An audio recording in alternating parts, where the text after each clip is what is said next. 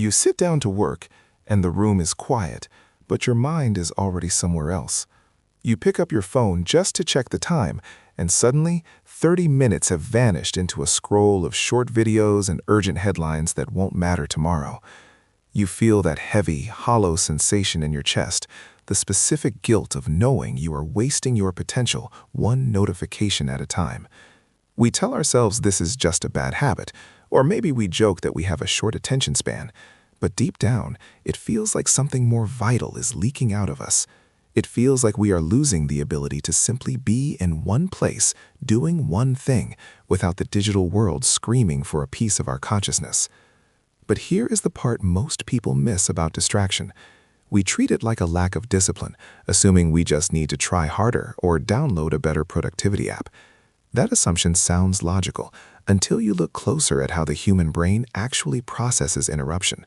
Research from the University of California suggests it takes an average of 23 minutes to regain full, deep focus after a single interruption. 23 minutes. If you check your phone 3 times an hour, you are mathematically incapable of deep work. You are never actually working, you are just recovering. This fragmentation was useful for our ancestors. When you are scanning the savannah for predators, having a scattered, jumpy attention span keeps you alive. But today, in a world built on deep cognitive tasks, that same survival mechanism is destroying us from the inside. We are walking around with minds like leaky buckets, pouring energy in only to watch it drain out through 1,000 tiny cracks of distraction. But what if the antidote isn't more willpower? What if there is a way to hack this biological loop, to train your brain to ignore the noise and immerse itself so deeply in a task that the rest of the world simply ceases to exist? There is a technique for this. It is not a new life hack from Silicon Valley. It comes from the Zen monasteries of Japan. It is called Ichigo Zanmai, and understanding it requires us to unlearn almost everything we have been told about productivity. To understand how this works in the real world, we have to look at someone like Jake Morrison. When he was 16 years old, Jake was already convinced he was losing the race of life.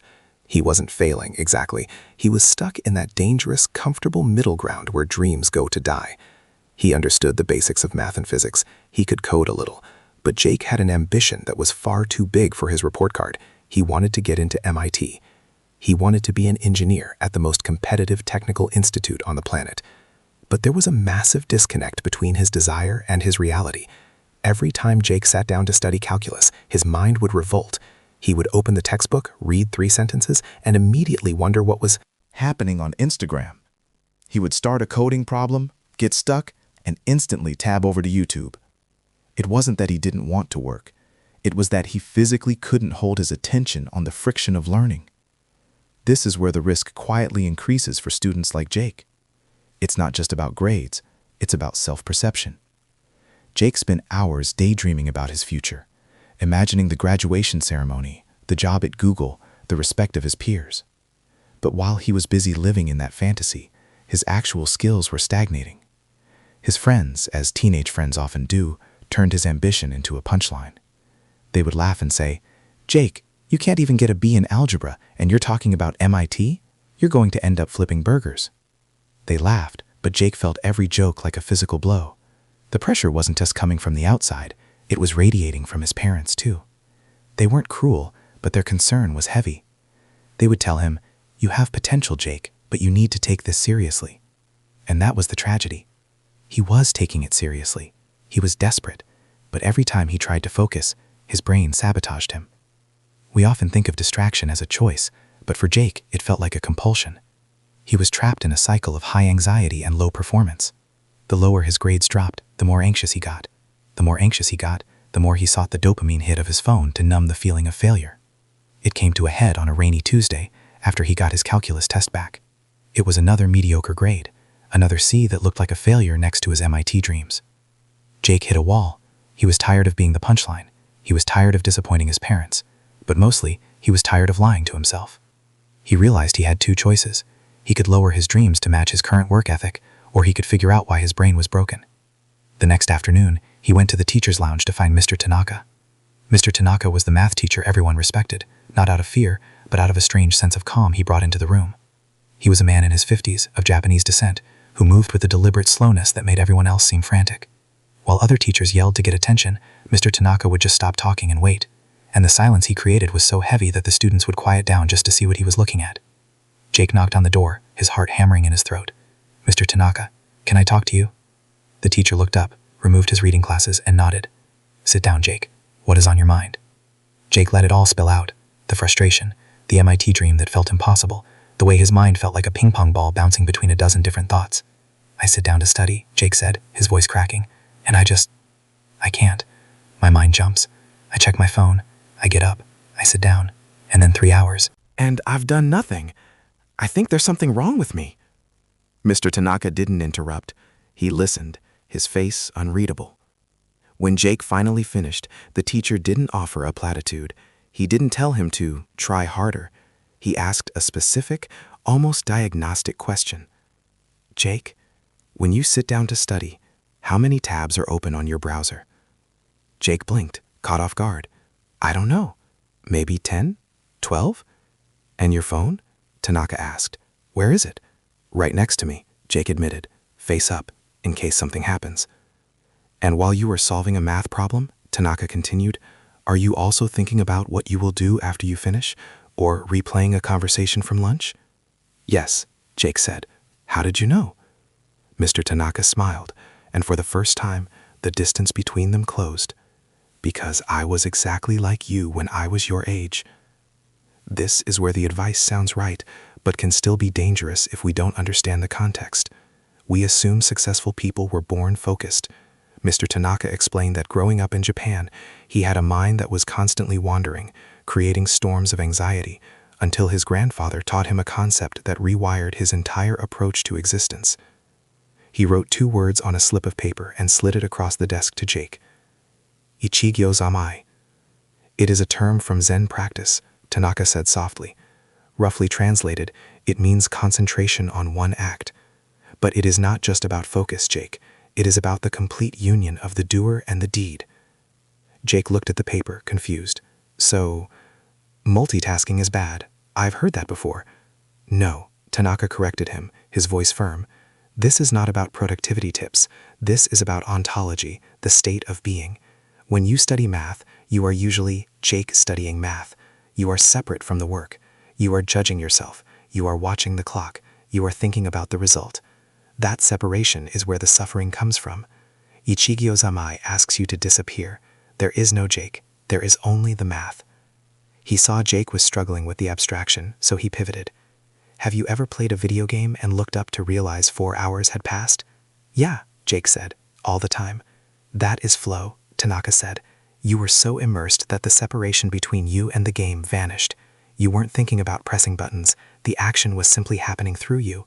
Ichigyo zamai is the discipline of entering that state intentionally, not just in games, but in everything. In calculus, in washing the dishes, in walking through a door."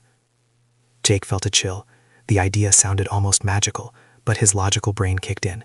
"Okay, but does that actually work, or is it just philosophy?" Mr. Tanaka opened his drawer and pulled out a folder of printed articles. "It is philosophy backed by hard neuroscience," he said. "We call it the default mode network versus the task positive network. When you are distracted, your Brain is burning energy switching contexts. It is exhausting.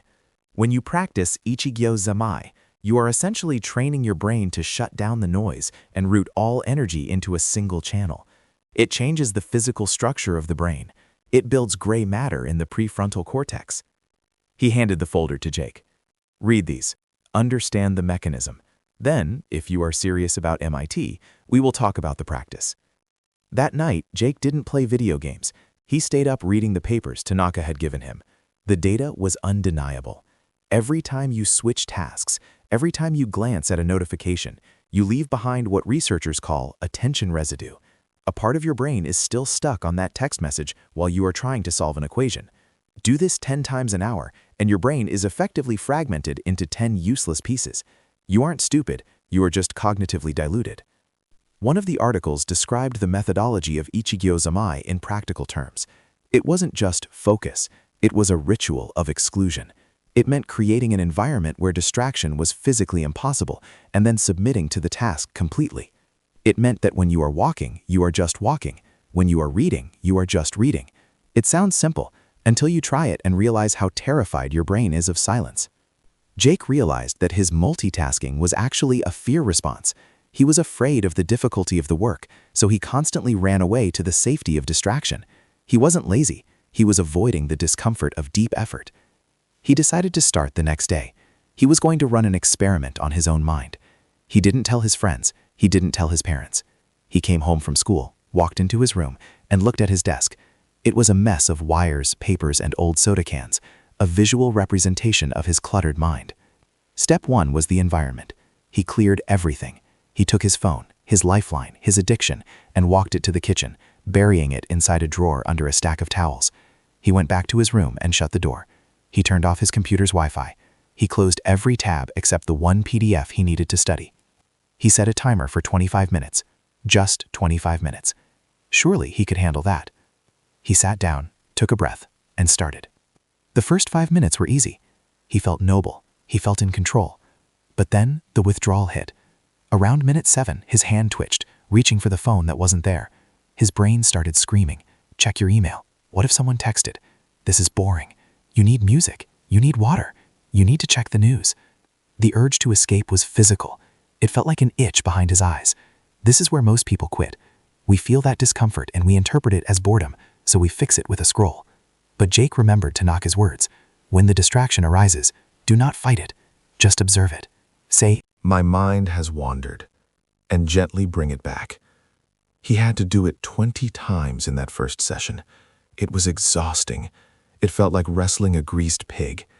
Every 30 seconds, his brain tried to bolt, and every 30 seconds, he had to drag it back to the calculus problem. By the time the timer went off, he was sweating. He felt like he had run a marathon. He looked at the page. He had only finished 2 problems. Doubt crept in. This is useless, he thought. I'm too broken for this. But he forced himself to do a second block, and then a third. And somewhere in the middle of that third block, something shifted. The itch vanished. The noise in his head went silent. The walls of the room seemed to dissolve, and suddenly, the numbers on the page weren't enemies anymore. They were just patterns. He wasn't trying to understand them. He was just seeing them. When the timer beeped, Jake jumped. He looked at the clock. 75 minutes had passed in total, but the last block felt like 30 seconds. He looked at his work. He had finished the entire assignment. Work that usually took him 3 days of agonizing procrastination was done in just over an hour. He sat back in his chair, his heart racing, not from anxiety this time, but from adrenaline. He felt powerful. It was the first time in his life he had commanded his brain to do something, and it had actually obeyed. But the real test wasn't one afternoon of homework. The real test was whether he could sustain this against the chaos of the real world. Because Ichigo Zamai isn't just a study technique, it is a way of living. And Jake was about to find out that the hardest part isn't the work itself, it's the profound lifestyle shift required to protect that focus. Over the next few weeks, Jake began to apply the rule to everything. When he ate breakfast, he didn't watch YouTube, he just ate.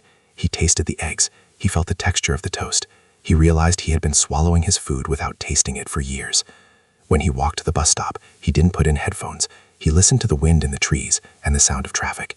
He started to wake up from the autopilot existence he had been trapped in. His friends noticed the change immediately, and they didn't like it. "Dude, are you okay?" his friend Mike asked at lunch. "You never answer texts anymore. You're acting weird. Are you depressed?" "No," Jake said, taking a bite of a sandwich, fully aware of the taste. "I'm just here." "You're boring, man," Mike laughed. "Come on, look at this video." He shoved a phone in Jake's face, a loud, flashing video of a prank gone wrong. Jake looked at it, and for the first time, he saw it for what it was, a dopamine trap, a thief of time. He felt a strange revulsion. "I'm good," Jake said, pushing the phone away.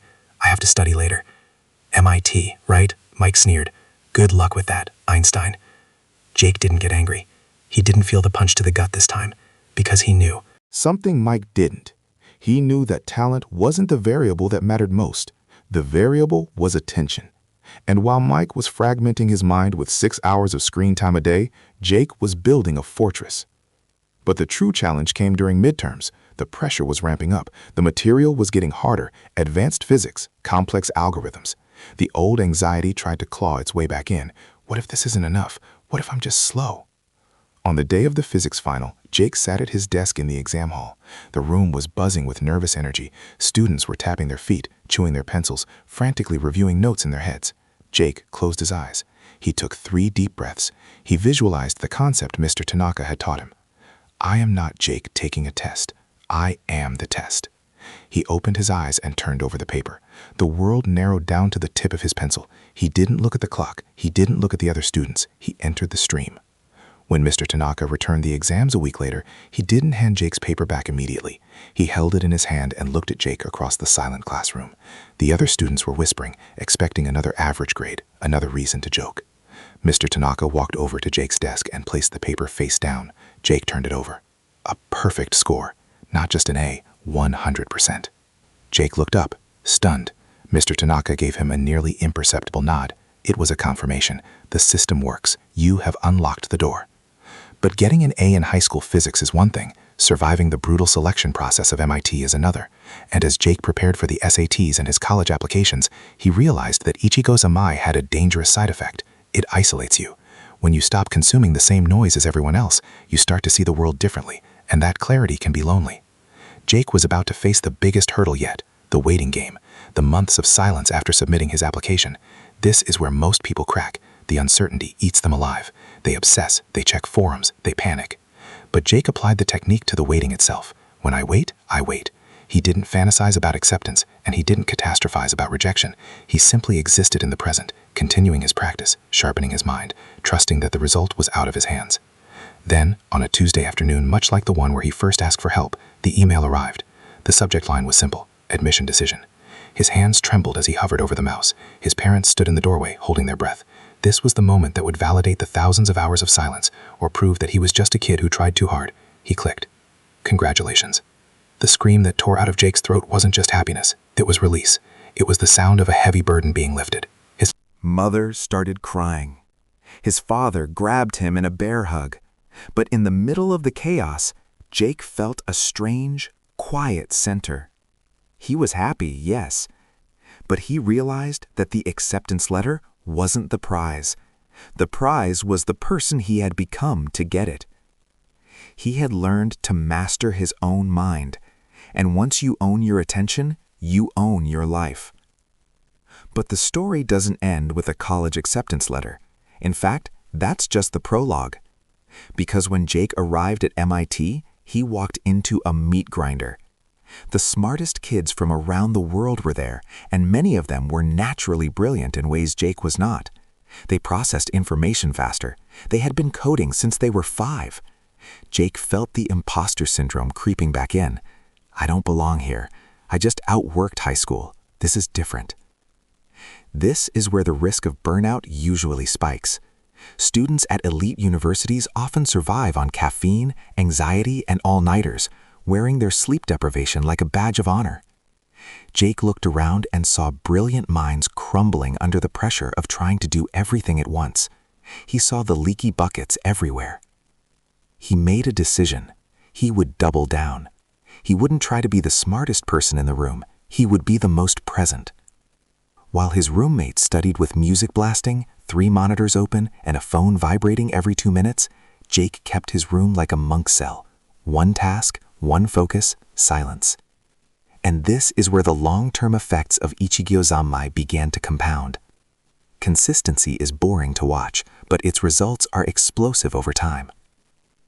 By his sophomore year, the difference between Jake and his peers wasn't just visible in their grades, it was visible in their faces. While his friends wore their exhaustion like a badge of honor, bragging about how they had stayed up for 48 hours straight to finish a coding project, Jake was getting 8 hours of sleep. He wasn't working more hours than them. In fact, he was working significantly less. But while they were spending 12 hours in the library, stopping every 10 minutes to check Reddit, text a girlfriend, or complain about the workload, Jake was spending 4 hours in absolute impenetrable silence. This is where the math of productivity gets counterintuitive.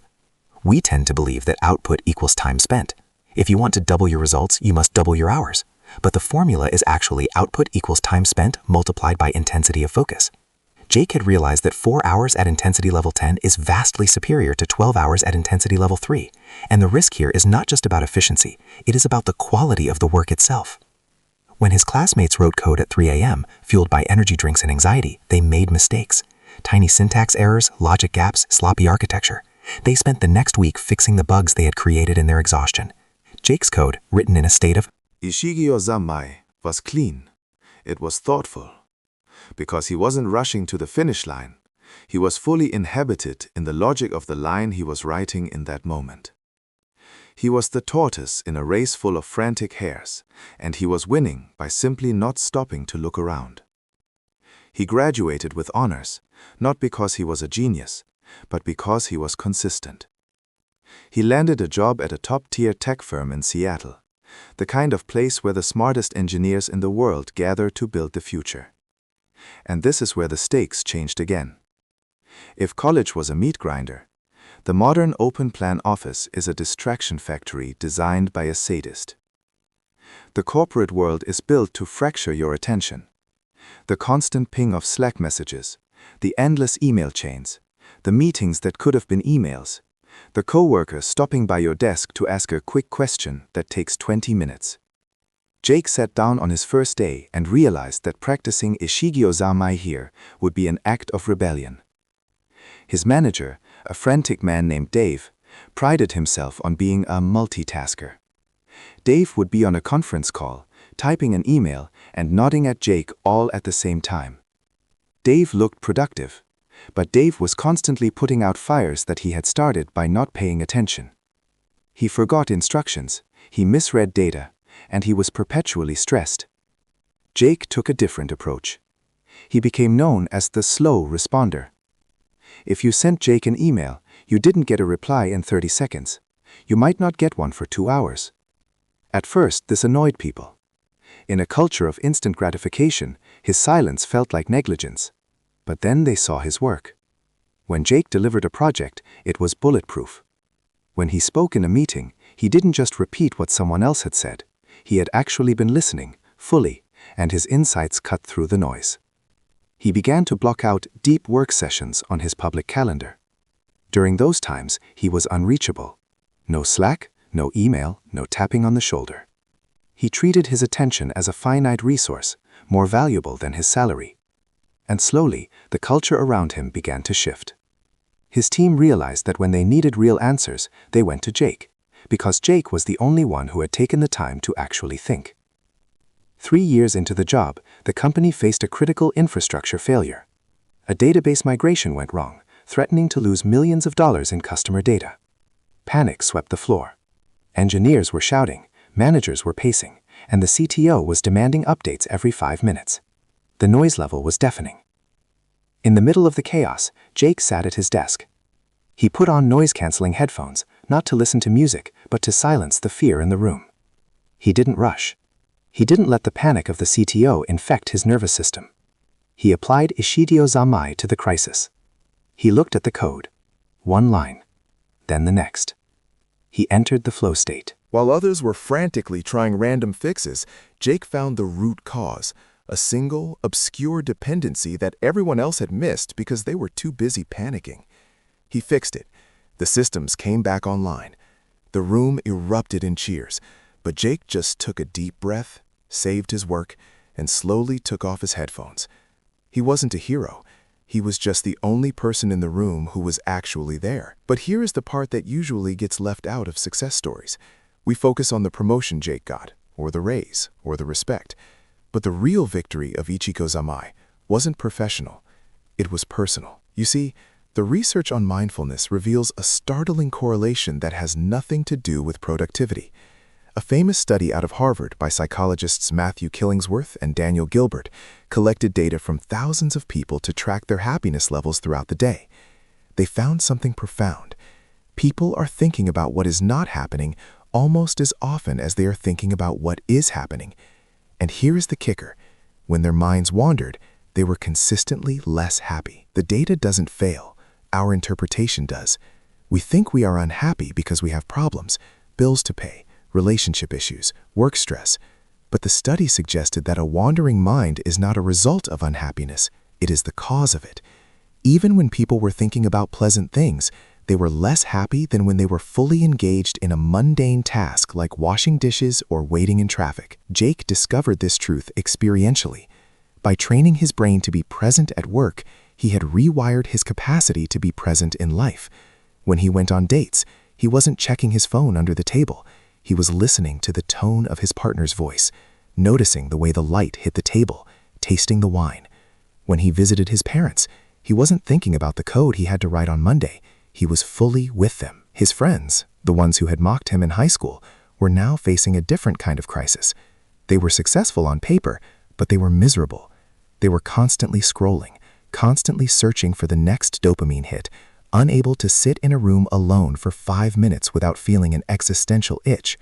They had money, but they were time poor because their time was being stolen by their own inability to focus. Jake realized that Ichigo Zanmai was the antidote to the modern condition. It wasn't just a study hack. It was a way to reclaim the texture of life.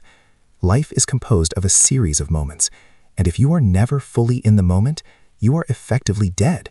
You are a ghost in your own life, haunting your experiences rather than living them. Eventually, Jake started mentoring the younger engineers who joined his team. They would come to him, vibrating with anxiety, terrified of falling behind. "How do you do it?" they would ask. "How do you get so much done without burning out?"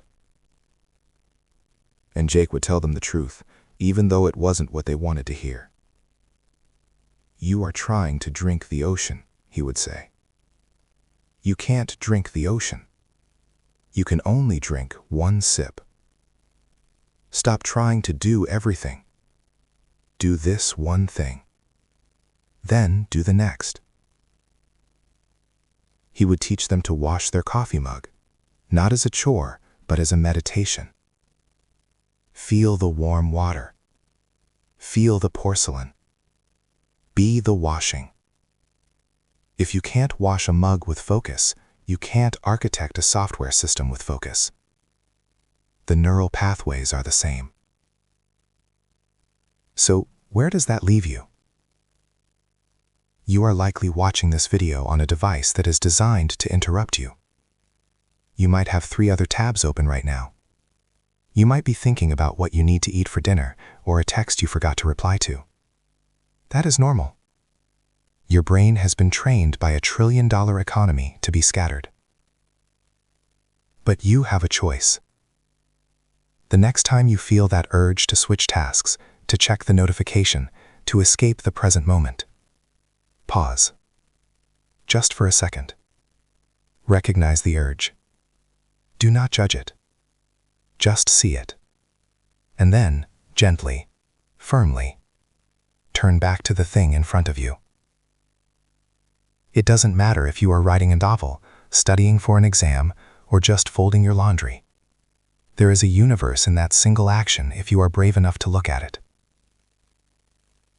The ancient Zen masters have a saying, "When you walk, just walk. When you sit, just sit. Above all, do not wobble." Jake stopped wobbling. He stopped trying to be everywhere, and in doing so, he finally arrived somewhere. He learned that the secret to a full life isn't adding more to it. It is inhabiting the parts of it you already have. The world will keep screaming for your attention. It will try to monetize your distraction. It will try to convince you that you need to know everything, see everything, and be everything all at once. But you know the truth now. Pick one thing. Do it with everything you have. And watch the world slow down enough for you to actually enjoy it.